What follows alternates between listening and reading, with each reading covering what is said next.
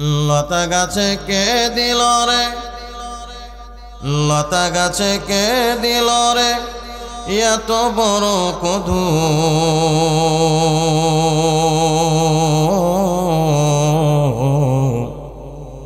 কারা দেশে মৌমাছিরা মৌচাকে দেয় মধু। ওরে ঝিনুক মাঝে কে দিল রে, ওরে ঝিনুক মাঝে কে দিল রে মুক্তামণিহার।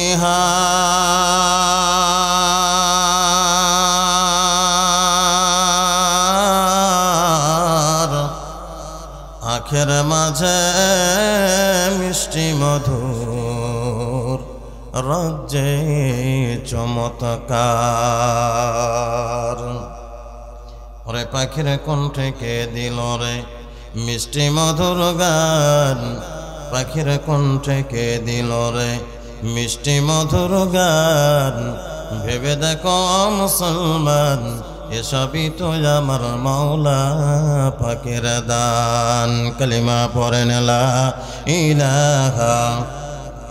সবাই জবান খুলে উচ্চ যে কেউ জবান বন্ধ রাখবো না। লা ইলাহা ইল্লাল্লাহ, লা ইলাহা।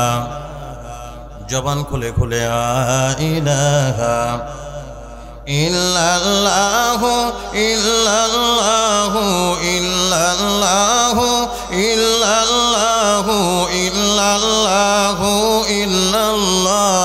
লা ইলাহা ইল্লাল্লাহ, লা ইলাহা। জবান খুলে খুলে লা ইলাহা। যার দিলে আছে আল্লাহর ভয়, যার দিলে আছে আমার মাওলার ভয়, জিকির করে বসে নিরালায়।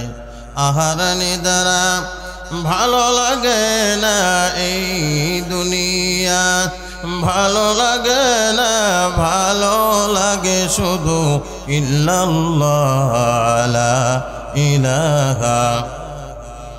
জবান খুলে খুলে লা ইলাহা ইল্লাল্লাহ ইল্লাল্লাহু ইল্লাল্লাহু ইল্লাল্লাহু ইল্লাল্লাহু ইল্লাল্লাহু ইল্লাল্লাহ। লা ইলাহা ইল্লাল্লাহ, লা ইলাহা। ওরে এই কালে গে মারি বন্ধ ভেলা, ও তোর কাজে লাগাবে মরণ বেলা। ওরে এই কালেমার রওশনীতে, এই কালেমার রওশনীতে কবর হবে তোর উজালা।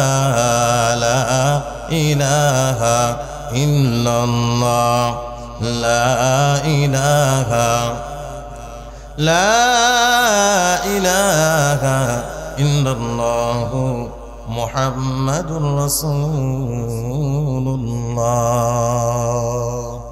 জবান খুলে পড়ুন সাল্লাল্লাহু আলাইহি ওয়াসাল্লাম।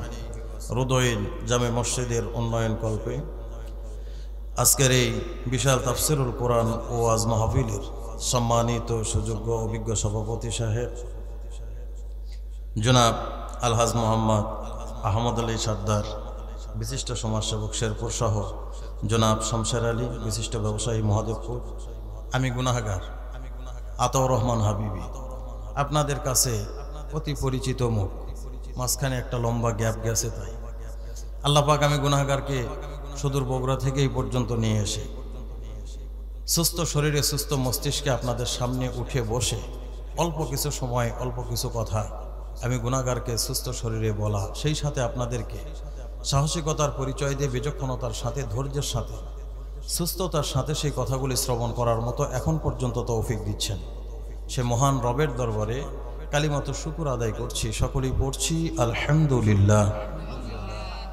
আরেকটু জোরে বলছি আলহামদুলিল্লাহ। বুঝে থাকলে বলেন তো জবানের মালিক কে? আল্লাহর দেওয়া জবান দিয়ে আল্লাহর নাম নিতে যদি কি প্রণতা করি, হক আদায় হবে? পৃথিবীর জমিনে সবচেয়ে একটা আওয়াজ উঁচু হবে, সেটা হলো আলহামদুলিল্লাহ। কারণ আল্লাহ পাক যে নিয়ামত আমাকে আপনাকে দান করেছেন, টাকা পয়সা অর্থ ঐশ্বর্য জান মান শান এগুলা সব দূরের কথা, আল্লাহ যে জিসিম দান করেছেন, যে শরীর আমাকে দান করেছেন, এর এক একটা নিয়ামতের শুকরিয়া আদায় করে কিয়ামত পর্যন্ত শেষ করা। আর একটু জোরে বলেন যাবে? ওই মালিককে খুশি করার জন্য একটাবার জোরে বলা যাবে আলহামদুলিল্লাহ? আর একটু জোরে বলছি আলহামদুলিল্লাহ। লম্বা ভূমিকা নয়, আমি ডাইরেক্ট আলোচনার ভিতরে যেতে চাই। আমাদেরকে সৃষ্টি করেছেন কে? দুনিয়ার জমিনে আমরা ছিলাম, আছি, থাকবো, বাস। দুনিয়ার জমিনে আমরা ছিলাম না, আমরা দুনিয়াতে আছি, আমরা দুনিয়াতে থাকবো না। এই কথার ভিতরে কারোর কোনো সন্দেহ আছে? আবু জাহেল ইসলামের কোনো অংশকে গ্রহণ করেনি। আল্লাহর নবী সরকারে দো আলম নবী মুহাম্মদুর রাসূলুল্লাহ সাল্লাল্লাহু আলাইহি ওয়াসাল্লাম উনি একদিন বলেছিলেন যে চাচা, আপনি তো এই কোরআনকে বিশ্বাস করেন না। বলে না। তাহলে কুল্লু নাফসিন যায়িকাতুল মাউত, এই কথাটা কার? বলে আল্লাহর। লিপিবদ্ধ কোথায়? কোরআনে। আল্লাহর কোনো কথা যখন আপনি বিশ্বাস করেন না, তো প্রত্যেকটি প্রাণী যে মৃত্যুর স্বাদ অনুভব করবে, সবাইকেই মরতে হবে, এটা কি আপনি বিশ্বাস করেন? হয়, এই কথাটা ঠিক, এই কথাটা। কারণ আবু জাহেলও জানে যে আমার পূর্বপুরুষগণ যারা, তারা বর্তমান মাটির নিচে। কথা বলেন ঠিক কি ঠিক না? তাহলে এই কথার ভিতরে আমাদের কোনো সন্দেহ নাই যে দুনিয়ার জমিনে অবশ্যই আমরা ছিলাম না, আমরা আছি, অবশ্যই আমরা থাকবো না। তো ভাই, আমি আপনাদেরকে ছোট্ট একটা মেসেজ দিয়ে আলোচনার ভিতরে ঢুকতে চাই। সেটা হলো এই, দুনিয়ার জমিনে আমরা যে বর্তমান আছি, স্বস্তির মধ্যে আমরা কেউই নাই। কথা বলেন ঠিক কি ঠিক না? শান্তিতে আছেন? পেরেশানি। কি পেরেশানি? একদল ব্যক্তি নিশ্চিন্তে দুনিয়ার জমিনে আছেন। কিছু রোল, কিছু নিয়ম, আল্লাহ পাকের কিছু কথা তারা মেনে নিয়েছেন এবং লাইফটাকে, জীবনটাকে তার ভিতরেই সীমাবদ্ধ করেছেন। তারাই মাত্র দুনিয়ার জমিনে শান্তিতে ঘুমাচ্ছেন। কথা বলেন ঠিক কি ঠিক না? তো দুনিয়ার জমিনে আমরা সকলেই পেরেশানিতে ভুগতেছি। পেরেশানিটা কিসের? সহজ ভাষায় আমি আপনাদের নওগাঁর ভাষায় বলি, দুনিয়াতে আমরা সকলেই আসামি। আমরা সকলেই কি? বুঝাইতে পারছি না? আমার ভাষা বোঝেন? দুনিয়াতে আমরা সকলেই কি? আসামি। খুব সূক্ষ্মভাবে বুঝবেন। হুজুর, আমরা যদি আসামি হলাম, তো আমাদের বাদী কে? আমাদের বাদী কে? বাদী হলো শয়তান। বাদী কে? খুব সূক্ষ্মভাবে বুঝবেন। আমরা সকলে আসামি, বাদী হলো শয়তান। বুঝে থাকলে বলেন তো, আগামীকালকে যদি আপনার কাছে উকিল নোটিশ আসে, আপনার বিরুদ্ধে মামলা হয়েছে, তো নোটিশটা আস্তে করে নেবেন। নেওয়ার পরে চিন্তা ভাবনা করবেন, যাক মামলা টামলা যখন হচ্ছে, যাক বালিশের নিচে থেকে আরামে ঘুম দিবেন নাকি? সুপ্রিয় সরিষার তেল নাকের দিয়ে। কি এখন কাজ কি? জি, টেনশন। এই টেনশনের নিরসন কোথায়? দৌড় নওগাঁ কোর্টে ভালো স্বচ্ছ ও দক্ষ উকিলের কাছে। কথা বলেন ঠিক কি ঠিক না?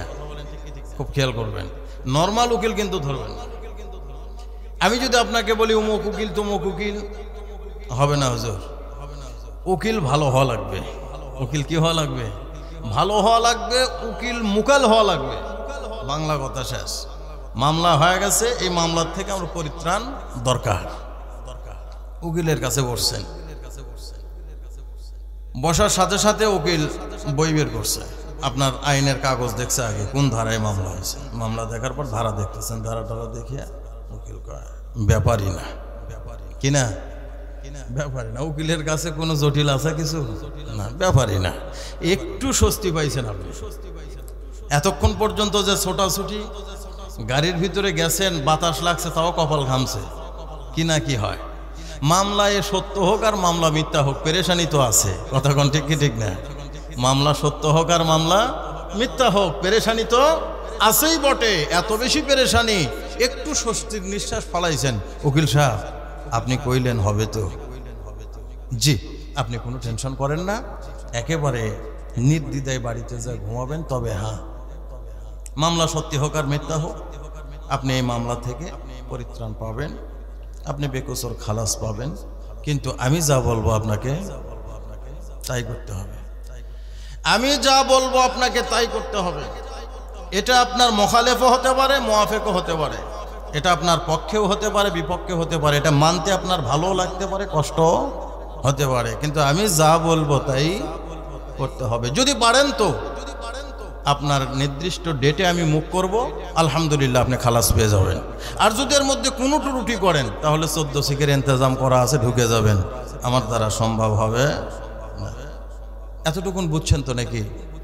এতটুকুন বুঝেছেন?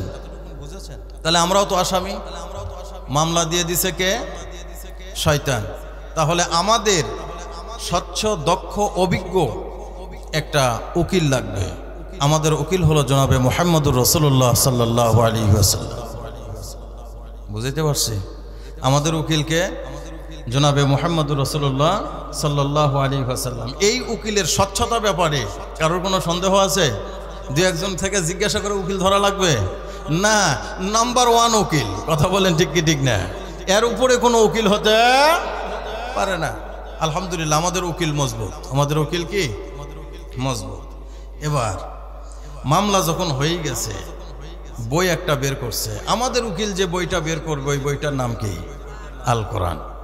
এটার পরে উকিল সাহেব বলতেছেন যে দেখুন আপনার উপরে মামলা হয়ে গেছে, এই যে ধারাও আমি যতটুকুন দেখতেছি বাপরে জটিল ও কঠিন, আপনাকে জাহান্নাম পর্যন্ত পৌঁছায় ছাড়বে, জাহান্নাম পর্যন্ত পৌঁছায় ছাড়বে। তবে হ্যাঁ, আমি পৌঁছতে দিব না, কোনো ব্যাপারই না। সুবহানাল্লাহ। উকিল আমাদেরকে কি বললেন? কোনো ব্যাপারই না, তবে হ্যাঁ আমি যা বলবো তাই করতে হবে। এটা আপনার মুখালিফও হতে পারে, মুআফিকও হতে পারে, আপনার ভালোও লাগতে পারে, খারাপও লাগতে পারে। মিষ্টি খাওয়াটা ভালো লাগবে, আপনি খাবেন। জিহাদে যাওয়াটা খারাপ লাগবে, আপনি যাবেন না। তা হবে না, তা হবে না। আপনাকে বাজারের আগেই এই যে আমার ভাই আতোয়ার হোসেন আজকের মাহফিলের উপস্থাপক, অনেকটাই আমার নামের সাথে মিল আছে। তো উনি যে একটা উদ্যোগ নিয়ে আপনাদেরকে একটা নেমপ্লেট দিলেন, এটা নেমপ্লেট বিতরণ করতেছেন। এর ভিতরে লেখা আছে যে কোন কোন পণ্য আমরা বর্জন করব, বয়কট করব, আর কোনটা আমরা গ্রহণ করব। এই ব্যাপারে আপনি সচেতন হবেন না। চোখের আগে ভালো মোটামুটি দেখতেছেন, ওটাই ভালো, আমরা খারাপই নিব। আমরা কি নিব? খারাপই নিব, কিন্তু ইসরায়েলি পণ্য নিব না। এটা আমার মানতে কষ্ট হবে, তা হবে না, তা হবে না। আল্লাহ রসুল বলেন আমি যা বলবো তোমাকে তাই করতে হবে, আমি যা বলবো তোমাকে তাই করতে হবে। এটা তোমার মুখালিফও হতে পারে, মুআফিকও হতে পারে, এটা তোমার পক্ষেও হতে পারে, তোমার বিপক্ষেও যেতে পারে, কিন্তু তোমাকে মানতেই হবে। মানতে যদি পারো তো আলহামদুলিল্লাহ আমি ওই দিনে মুখ করব। কোন দিন? ময়দানে মাহশারে। সুবহানাল্লাহ বলেন। এই যে ময়দানে মাহশারে আমি মুখ করব, মুখ করে তোমাকে বেকসুর খালাস আলহামদুলিল্লাহ জান্নাতি বানাই দিব। সুবহানাল্লাহ। আর যদি না পারো তো, যদি তোমার ত্রুটি থাকে, মামলার তদবিরে যদি ত্রুটি থাকে, গাফলাতি থাকে, অলসতা থাকে, তাহলে আমি মুখ করব ঠিক, যেহেতু আমি নির্দিষ্ট উকিল, নির্ধারিত উকিল, আমি মুখ করব ঠিক, কিন্তু তুমি তোমার গরিমসির কারণে তোমার জান্নাতের মালিকানা তোমাকে দেওয়া হবে না, তোমাকে 14 শিখে উঠানো হবে। 14 শিখটা কি? জাহান্নাম। কথা বলেন ঠিক কি ঠিক না? এতটুকু পরিষ্কার। এখন আসুন, শুধু উকিল নয়, এই জান্নাত জাহান্নামের মালিক যিনি, তিনি কে? আরেকটু জোরে কোন? ওই আল্লাহ পাকের দিলের তামান্না কি জানেন? আল্লাহ পাকের ইচ্ছা হলো আল্লাহ একটা বান্দাকেও জাহান্নামে দিতে চান না। সুবহানাল্লাহ। জোরে কোন? আরেকটু জোরে কোন না? সুবহানাল্লাহ। একজন বান্দাকে আল্লাহ কি করতে চান না? জাহান্নামে দিতে চান না। আমার আল্লাহর দিলের তামান্না কি? আল্লাহ পাকের দিলের ইচ্ছা হলো সকলেই তাদের নির্দিষ্ট জান্নাতে প্রবেশ করুক। সুবহানাল্লাহ বলেন। আপনি একটা কথা বলবেন, হুজুর এই জায়গায় আপনি নির্দিষ্ট বললেন, তার মানে আমাদের সকলের জান্নাত আছে কি? জি। আল্লাহ পাক আমাদের প্রত্যেকের নাম ধরে ধরে জান্নাত বানায় রাখছেন। সুবহানাল্লাহ। আল্লাহ আবু জাহেলের জন্য জান্নাত বানাইছেন, আল্লাহু আকবার বলেন। আল্লাহ নমরুদের জন্য জান্নাত বানাইছেন। আল্লাহ কয়, হে গোলাম, আমি রূহের জগতে যতগুলি রূহকে সৃষ্টি করেছি প্রত্যেকটি রূহের জন্য নাম ধরে ধরে এক একটা করে জান্নাত বানায় রাখছি। প্রত্যেকটি রূহের জন্য আমি এক একটা করে কি বানায় রাখছি? জান্নাত বানায় রাখছি।